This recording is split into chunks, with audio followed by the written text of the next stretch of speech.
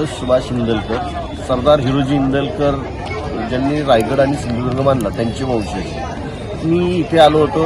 छत्रपती शिवाजी महाराज साम्राज्य मित्रमंडळ मंडळ यांनी आम्हाला खास किल्ल्यांच्या उद्घाटनासाठी बोलवलं होतं. किल्ल्यांची जे ही आहे स्पर्धा त्यासाठी आम्हाला बोलवलं होतं. त्याच्यासाठी आम्ही आलो होतो.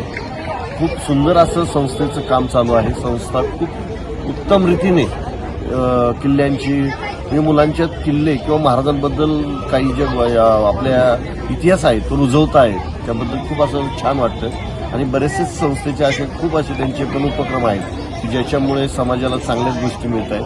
त्याबद्दल त्यांचा आधी पहिल्यांदा धन्यवाद आणि आभार मानावं लागतं. दुसरी गोष्ट मी इथे जो आलेलो आहे ते फक्त मला त्यांनी या उद्घाटनासाठी बोलवलं का तर फक्त ज्यांनी गड बांधले महाराजांचे 190 किल्ले महाराजांचे बांधले त्यातला सगळ्यात महत्त्वाचा रायगड राजधानी, दुसरा समुद्रातील सिंधुदुर्ग या 2 किल्ल्याची महत्त्वाची कामं केली की ज्यांनी स्वतःचं घरदार विकून रायगड बांधलेला आहे. स्वतःच्या एक कुठल्याही प्रकारची महाराजांकडून कुठल्याही प्रकारचं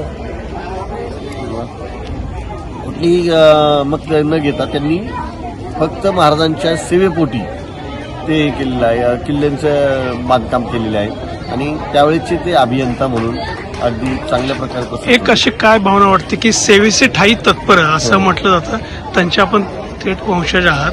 इथं सोलापूरमध्ये आल्यानंतर किल्ले बांधणी स्पर्धा बघताना एक पहिली प्रतिक्रिया अशी काय असेल, एक काय मनामध्ये येतं? पहिल्यांदा हे वाटलं की म्हणजे गड किल्ल्यांबद्दल एवढी मोठी इथे एवढा मोठा जल्लोष होऊ शकतो आणि खूप मोठी म्हणजे किल्ल्यांबद्दलची माहिती किंवा मुलांना ही किल्ल्यांपर्यंत माहिती देताना म्हणजे आम्हाला त्याबद्दल एवढं भारावून जातो माणूस की असं वाटतं अरे बघा की आपल्या ज्यावेळेस आपण त्यांचे वंशज परंतु इथे गड किल्ले बांधायला सर्व मुलं एकत्र येऊन ते काम करतायत गड किल्ले बांधण्याचे. त्यातून प्रेरणा मिळते ना मुलांना की बाबा इतिहास काय होता, गड किल्ले काय होते, महाराजांनी गड किल्ल्यांचे काय काय कुठल्या किल्ल्यावर काय नियोजन केलं होतं, कुठल्या किल्ल्यांवर काय असेच किल्ले नाहीत ना, प्रत्येक किल्ल्यावरती वेगळी वेगळी नियोजन होती त्यांची आणि किल्ले पण त्या पद्धतीने बांधलेले होते आणि ते बांधण्याचं काम आमच्या हिरोजी इंदलकरांनी केलं. त्याबद्दल त्यांच्या या कार्यास आमचा शतशः सलाम आहे.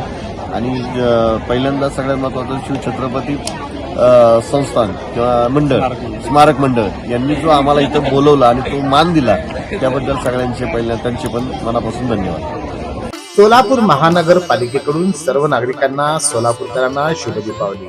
पर्यावरणपूरक तसंच प्लास्टिक मुक्त दीपावलीच्या हार्दिक शुभेच्छा.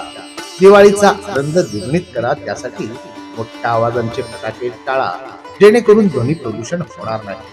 मोठ्या आवाजांच्या फटाक्यानं बहिरेपणाही येऊ शकतो. सोलापूर